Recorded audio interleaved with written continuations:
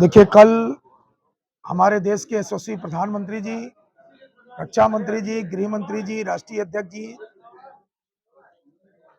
अपना जो मैनिफेस्टो जारी किया विकसित भारत के लिए अपना संकल्प पत्र, उसके तहत आज उत्तर प्रदेश के 75 जिलों में माननीय मुख्यमंत्री जी, दोनों डिप्टी सीएम, सरकार के सभी मंत्री और प्रदेश के सभी पदाधिकारी आज 75 जिलों में प्रेस वार्ता करके जो हम लोगों ने मोदी जी की गारंटी दी है और 10 सालों में जो विकास का काम हमारा हुआ है और 400 पार नारे के साथ हम लोग इस बार जमीन पर उतरे हैं और भारत को 2047 तक एक अंतर्राष्ट्रीय स्तर पर दुनिया का सबसे मजबूत देश हम बनाने के लिए संकल्पित हैं।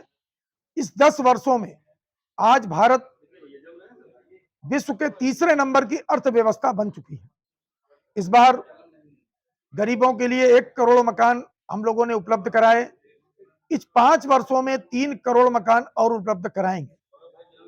आगामी 5 वर्षों तक इस देश की 80 करोड़ जनता को जो हम राशन दे रहे हैं, ये 5 वर्ष तक निरंतर देते रहेंगे। गैस कनेक्शन की दृष्टि से आज भी उज्ज्वला योजना जो फार्म भरेगा उसको हम उपलब्ध कराएंगे। आगामी दिनों में गैस सस्ती मिल सके, इसलिए गांव से लेकर शहरों तक पाइपलाइन के माध्यम से हम गैस घर घर पहुंचाएंगे, जिससे आज के तुलना में जब हम पाइपलाइन से गैस का कनेक्शन देंगे तो इसका रेट आधा हो जाएगा। विपक्ष कहता है कि आज में भी आया यह एक टॉकिंग पॉइंट थोड़ा हम लोगों ने छांट कर बनाया था, जो आपको उपलब्ध कराया गया। हमारी सरकार पूरी तरीके से 10 साल जिस तरीके से जन सेवा में जुटी थी, आगे भी 5 वर्ष तक जो हम लोगों ने नारा दिया है 400 पार, उसके तहत हम लोग काम कर रहे हैं। और यह 400 पार इस बार भारतीय जनता पार्टी की सरकार बनने के बाद एक ऐतिहासिक क्षण भी होगा और ऐतिहासिक काम भी होगा। इस 5 वर्षों में हमने अपने घोषणा पत्र में जो प्रमुख बिंदु दिए थे उस सबको निभाया है। ये कांग्रेस कहा करती थी, अन्य राजनीतिक दल के लोग कहा करते थे कि रामलला हम आएंगे, मंदिर वहीं बनाएंगे, तारीख नहीं बताएंगे। हमने तारीख भी बताई, मंदिर भी बनाया और आज राम मंदिर बन के तैयार। मैं आज से 5 वर्ष पूर्व सी जिले का प्रभारी था, अभी मैं अमेठी में प्रभारी हूँ। हम लोग नियमित लोगों को प्रेरित करते हैं और मैं तो काशी का रहने वाला हूँ। काशी में अभी एक और आप देखेंगे, इंडिया गठबंधन कहेगा कि साहब ये लोग धार्मिक पर्यटनों का बढ़ावा देते हैं, उससे क्या रोजगार मिलेगा क्या? मेरा मानना 100% रोजगार मिल रहा है।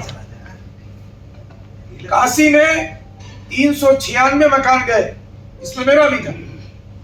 लेकिन जो काशी विश्वनाथ मंदिर में नियमित 15 से 20 हजार लोग दर्शन करने आते थे, आज वहां नियमित 2 से 2.5 लाख लोग आ रहे हैं। इसके अंदर 24 करोड़ बेरोजगारों को हम लोगों ने रोजगार दिया, स्टार्टअप के माध्यम से, अन्य संसाधनों के माध्यम से।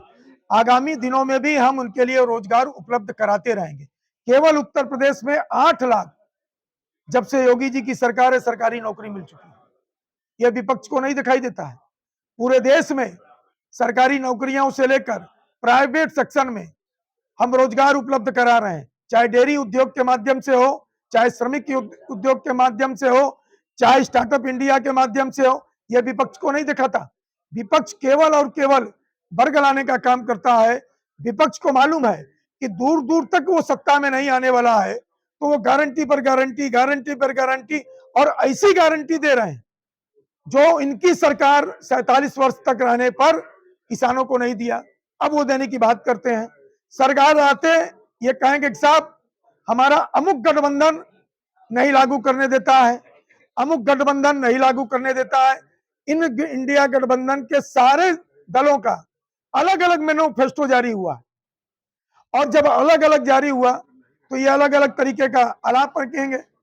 कुल मिलाकर केवल और केवल विपक्ष भ्रष्टाचार, में जेल न जाने पाए, यह विपक्ष का गठबंधन है। एक वह घमंडिया गठबंधन है जो केवल भ्रष्टाचारियों के इर्द गिर्द घूमता है। आज अरविंद केजरीवाल जो सोनिया गांधी, शीला दीक्षित, राहुल को जेल भेजने की बात करते थे, आज जब अरविंद केजरीवाल जेल में है तो सोनिया जी और उनकी पत्नी अगल बगल बैठ रही हैं। ये सारे विपक्षी केवल मोदी जी की ईमानदारी से घबराकर कि कहीं जेल न जाना पड़े भ्रष्टाचार के कारण। मैं पूछना चाहता हूं, और भी मुख्यमंत्री हैं और भी विपक्ष के बड़े नेता हैं, ये जेल क्यों नहीं गए? जेल वही जा रहा है जिसके खिलाफ प्रमाण है। और जो सबसे बड़ा गठबंधन का नेता है, पहले विपक्ष तय तो करे कि कौन प्रधानमंत्री बनेगा। इनका तो प्रधानमंत्री ही घोषित नहीं है। हम तो कह के चल रहे हैं कि मोदी जी प्रधानमंत्री है,